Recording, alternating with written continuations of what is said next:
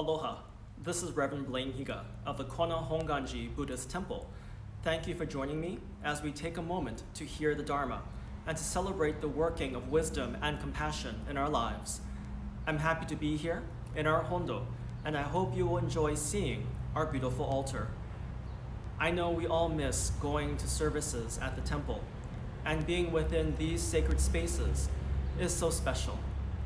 The image of Amida Buddha, the beautiful flowers that adorn our altar, the soft glow of candlelight, and the scent of incense gives us comfort and peace.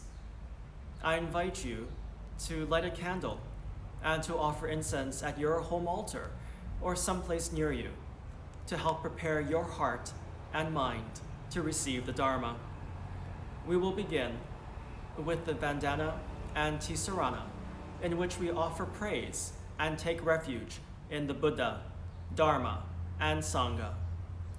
Please join me. Namo tassa bhagavato arahato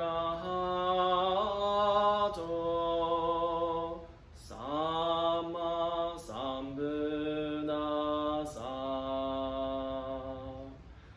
Homage to him, the exalted one, the enlightened one, the supremely awakened one. Buddham saranam gacchami, Dhammam saranam gacchami, Sangham saranam gacchami. I go to the Buddha for guidance. I go to the Dharma for guidance. I go to the Sangha for guidance. Namo Amida Butsu, Namo Amida Butsu, Namo Amida Butsu, Namanda Butsu, Namanda Butsu, Namanda Butsu. When we began this year, I don't think anyone imagined how challenging and life-changing things would become. We've had to quickly let go of our hopes for a smooth journey as this pandemic and the civil unrest we face as a nation reminds us that there is an imbalance in nature and within our own society. As we face these challenges, we've had to reflect on whether only positive outcomes in life are ever guaranteed. Shakyamuni Buddha taught that all things in life are impermanent, that each of us and all things in the universe are subject to constant change. So good fortune and misfortune are simply part of our everyday lives, which will come and go. This is the important lesson of impermanence that we should understand, that both the good and the bad times of our lives will not remain forever, that there is always light in the darkness, and there is always hope for transformation and change.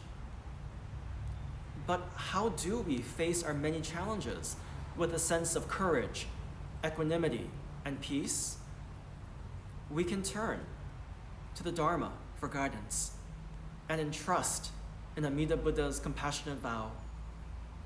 And as our faith deepens, our lives are transformed, and we can live with joy even in the midst of suffering. The greatest gift we can give our children and grandchildren is our gift of faith in the Dharma. There is a Buddhist teaching which says, on the long journey of human life, faith is the best of companions. It is the best refreshment on the journey, and it is the greatest possession. It is faith which cultivates gratitude which results in a joyful life of Nembutsu. And how we manifest gratitude is explained in another teaching from the Buddha called the 7 gifts that require no possessions.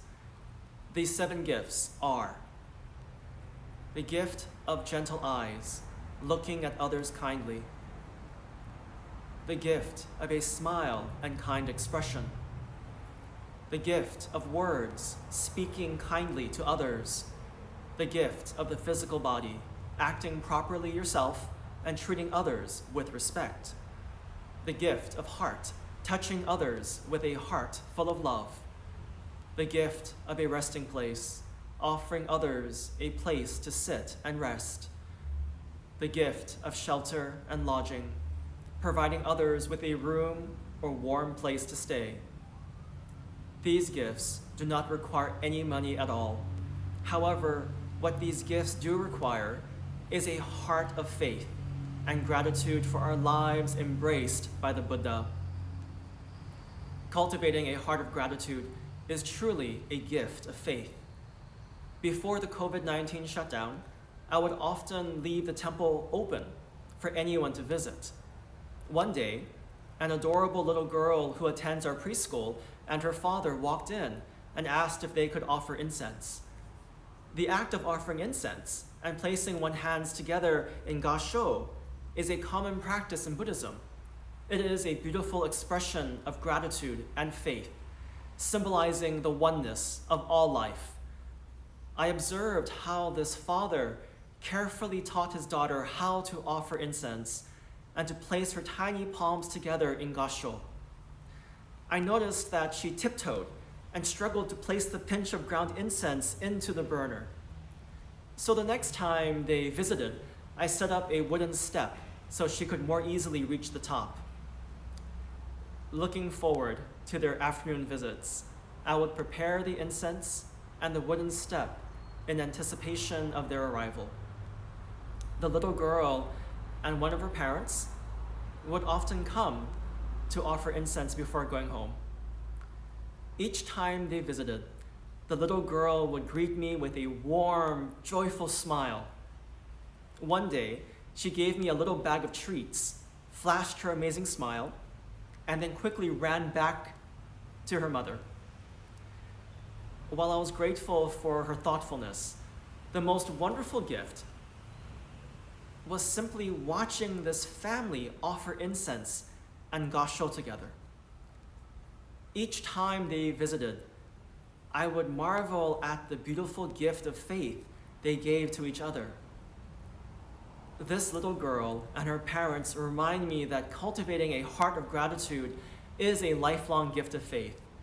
They teach me that gasho is truly a gift and remind me how we should approach life with our palms pressed together in reverence, gratitude, and joy. Maybe gasho can be a lesson for us as we face these challenging and uncertain times.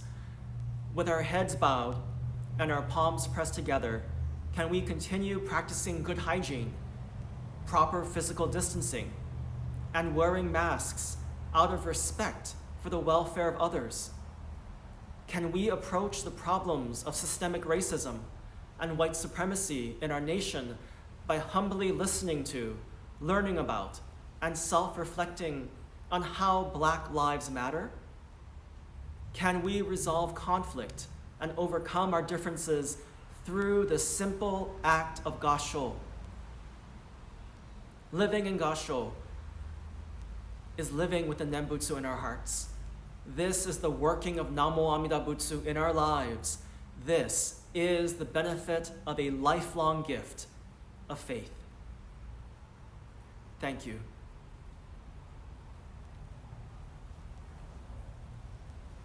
Namo Amida Butsu, Namo Amida Butsu, Namo Amida Butsu.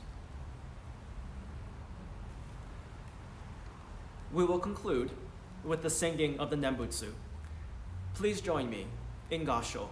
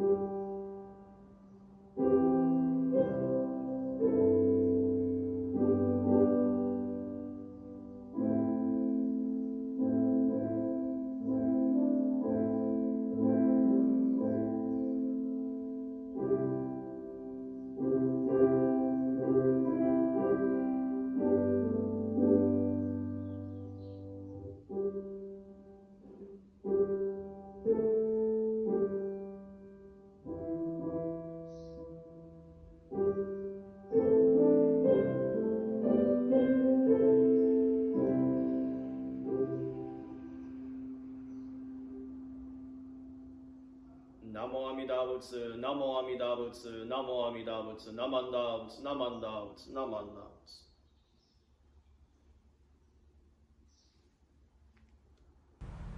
Thank you very much for listening. Please join us again next week for a video message by Reverend Shindo Nishiyama, Rimban of Honpa Hongwanji, Hilo, Betsuin. Mahalo.